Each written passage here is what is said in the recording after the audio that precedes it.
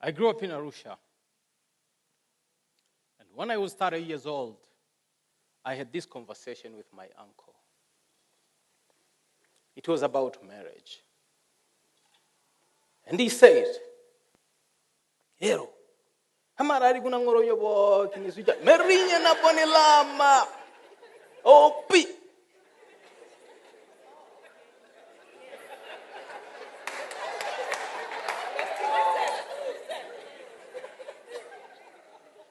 Did you understand what I said? I will repeat it anyway, in English. He was saying, I've seen you dating several girls, but none of them had the quality of becoming a wife, according to his definition. And he said, you need to marry a girl from your own kind, Maasai. And he said, if you marry girls from another tribe, you will have 5% differences in culture, values, and traditions. If you marry a girl from a far-off region, you will have about 20% differences. If you marry a girl from another country, talk of Ethiopia, Tunisia, South Africa, expect about 50% differences. But if you decide to pick an airplane, go to another continent, get married to another race, expect a whopping 90% differences in culture, values, and traditions. And that means, he said, you only have 10% of a chance of your marriage or your relationship surviving. After that conversation, I thought about it and I said, I think my uncle is right. So I became intentional on who I date. And I met this Maasai girl, tall, slender. It's the kind of girl you see in Kenya Airways adverts, if you remember.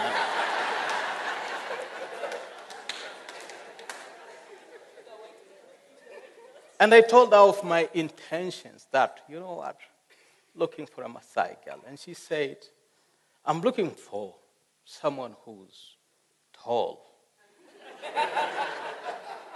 muscular, dark skin, wide shoulders.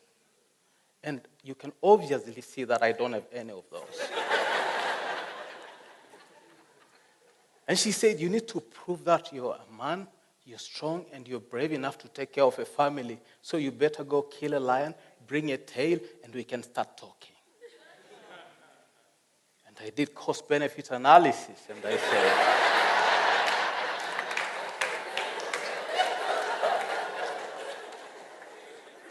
said, this is too much of a stake. In fact, I took off. You should see a Maasai running. And this happened at a time when my two young brothers had gotten married. So you can feel the pressure. And I had to move fast. So I met this other girl. And we dated. She was also Maasai. Skin like mine, same height. And I thought, this is good for me. And we dated for a year. We were just lovebirds. Yeah, awesome girl. And after a year, we decided to take our relationship to the next level. We started planning for our wedding. I shared the news with my friends, my relatives. If I knew all of you in this room, I would have also shared the news with you. And I started saving for my wedding. And I told her, I think I need to come meet your parents. And she said, let it marinate a little bit. And I waited for 2 months. I brought the matter again, and she said, Oltesh, good things take time. Let it cook. Let it simmer a little. And I waited. After a few months, I went back and I said, Namelok, that was her name. Namelok, meaning sweetie. I think it's time I come see your parents. And she said, I'm sorry. If if you did not get it, I was actually dumped.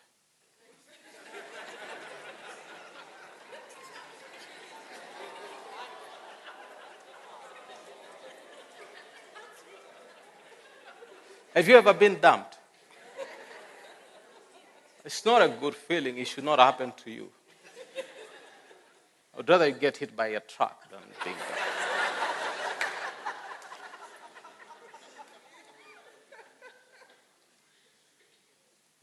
That hit me like thunderbolt. I lost self-confidence. I lost self-esteem. And I used to be cool, you know. I lost my cool. I lost appetite. Can you imagine a Maasai losing appetite for meat?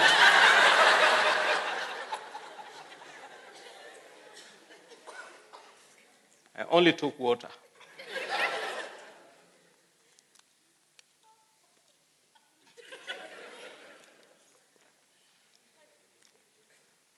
When they say water saves lives, it saved me. And for 3 months, I was really down. And when I say down, I mean down. But I had to talk to myself and say, life has to move on. So I let go. And when I let go, I realized that I had actually saved 20 million Tanzanian shillings.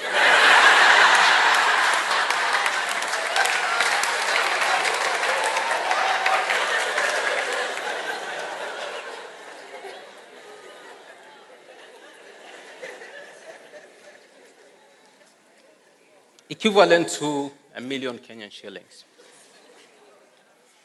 And I said, I just need to get out of this environment. So I decided to go to UK for a master's. Did all the arrangements and I flew out. When I got to UK, I expected that the 1 million Kenyan shillings would get me going, but I was wrong. The money was running out. I had to pay for my school fees. And I started looking for a job. So every time after school, I'll go out, day in, day out, knocking doors, looking for a job. And there were none. And for 3 months, a friend tells me that, Oltesh, what kind of a job are you looking for? And I said, I want to work in an office as an accountant or a clerk or, pushing papers. And he said, you're completely wrong. That's not a kind of a job for a student like you. So he said, the only jobs available for you are cleaning, security, waiting tables in a bar or a nightclub. And when I decided to go for those jobs, I was actually called for an interview. It was 31st October 1998. And after the interviews, I went back home. But on the way, I had to connect trains. And I was at this train station, Leytonstone in London. It was cold, it was windy, and it was raining. And I was thinking of the beautiful weather back home. But then my thoughts were interrupted by this noise, like someone hitting the table. And the noise grew louder and louder and louder and louder. When I looked back, I saw this young, beautiful, gorgeous girl pulling her luggage trolley through the tiles. She had these black trousers, an orange jacket, sunrise golden hair hanging on her shoulders, chisel-shaped nose. She was just beautiful, by the word. And she stood right next to me. And I had this feeling. Do you know, my heart was just beating randomly. Pop, pop, pop, pop, pop, pop, pop, pop, pop, pop, pop. I looked at her. She looked at me. And she smiled. That smile, I can assure you, If this room was dark, we wouldn't need Kenya power.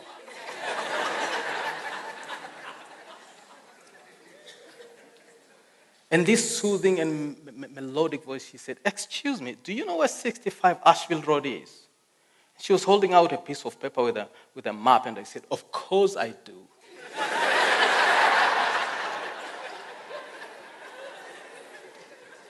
So I picked our luggage, and we started off to 65 Asheville Road. And on the way, I asked, "So what brings you to London?" And she says, "I came here for an English course."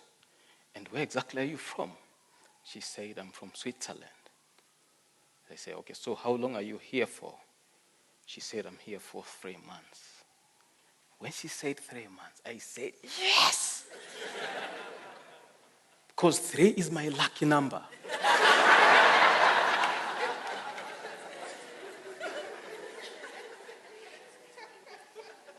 I was born on the 3rd. I have 3 daughters. So we found 65 Asheville Road after 3 hours.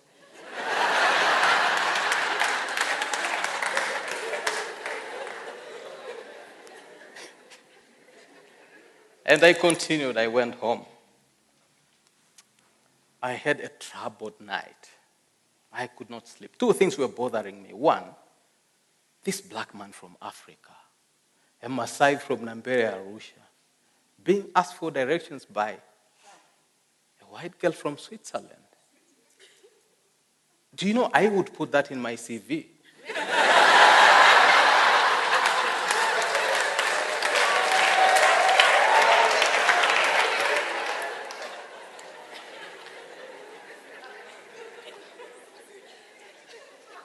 The second thing that was bothering me is this girl. Her mind, just kept replaying. You know the TV commercials that they play 24 hours? So it was a Sunday. It was just a Monday, Tuesday, Wednesday.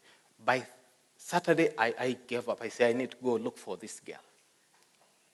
So I showed up at her door. "Howdy."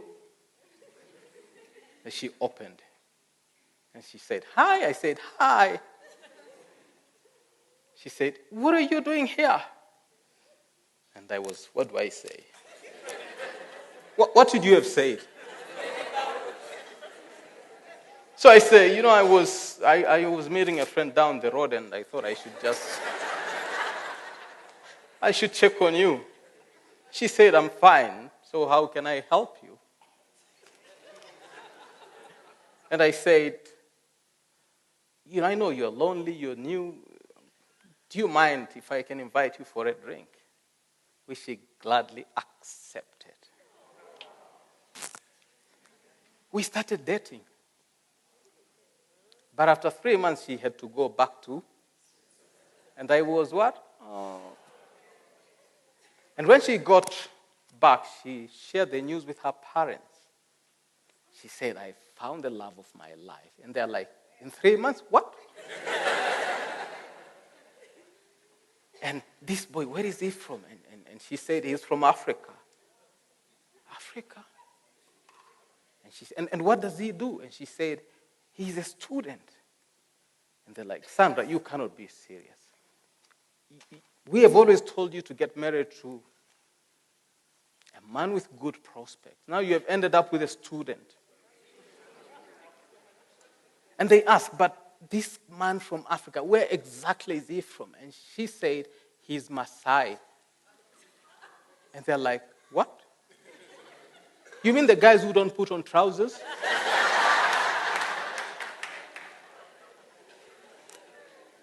She had a rough time.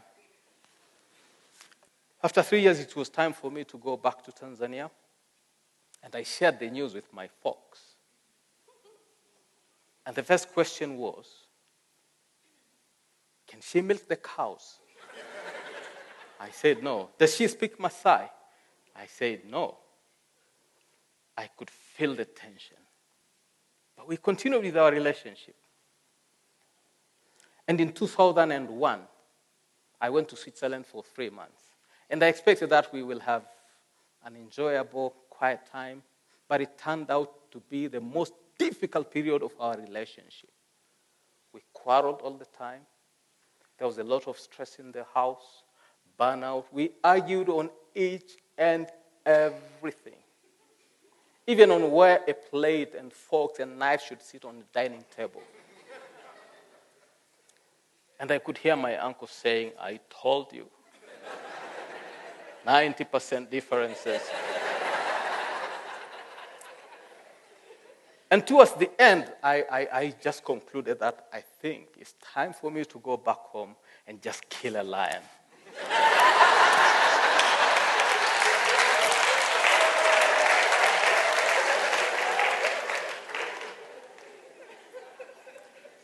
And I remember at the airport, just before checking in, it was time to say our final goodbyes. But something somehow, and I don't know when and how, till today I'm still asking myself, how was it possible? We decided that Sandra would come to Tanzania for 2 weeks, and we give it another shot, to which she came.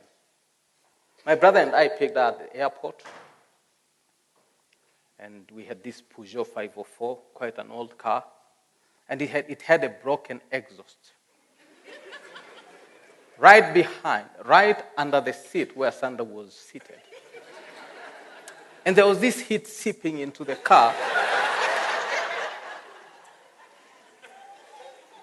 And Sandra said, is this car burning? And I said, no, that's our heating system.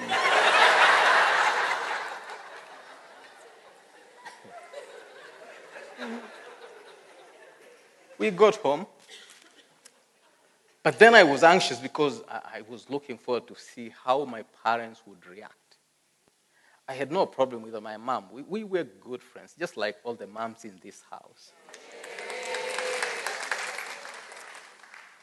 But my dad was a challenge, tough guy. But the next thing I see after the introductions, Sandra and my dad were sitting at the front porch, smoking. And my dad went like, these cigarettes from Europe are very light. They became smoking buddies. I know that cigarettes kill.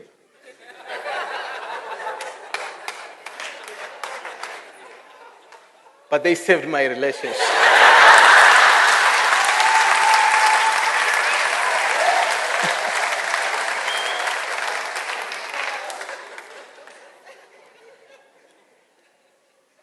The next trip was to my grandma. And we got there, and she offered to prepare tea in a cooking pot perched on stones using firewood. And Sandra was watching this 80-year-old lady preparing tea for us, and she could not just stand it. So she offered to help. And as she was blowing the fire, and there was this smoke that was hitting her eyes, she was coughing and tearing. And my grandma looked at me and looked at Sandra. And she looked at me and she said,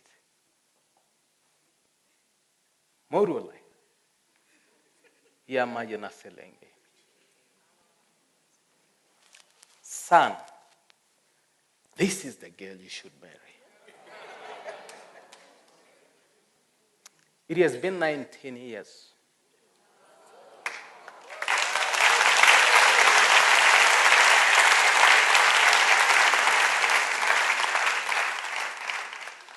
Since I met Sandra at the train station. And I have the pleasure of introducing to you this girl that I married.